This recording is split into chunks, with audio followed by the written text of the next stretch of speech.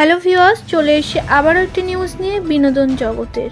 মিথিলার সঙ্গে selfie post জিতুর।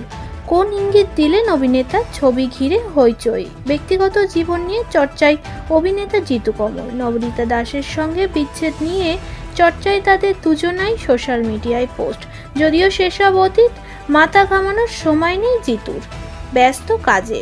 Feluda, Byomkesh, Kiriti ছাড়াও এবার বড় পর্দায় দেখা যাবে নতুন গোয়েন্দাকে।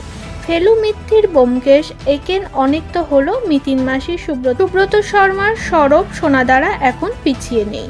এবার স্বাদ বদল। সেই জন্যই এবার পর্দায় অবতীর্ণ হতে চলেছে অরণ্য চ্যাটার্জি।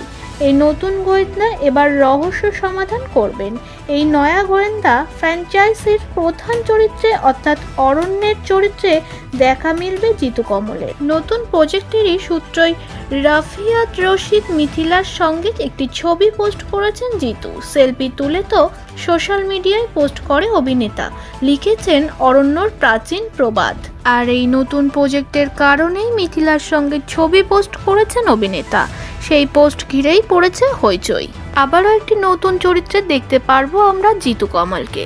আপনাদের মতামত অবশ্যই কমেন্ট সেকশনে জানাতে ভুলবেন না। চলে আসবো আবারও কোনো আপডেট নিউজ নিয়ে বিনোদন জগতের।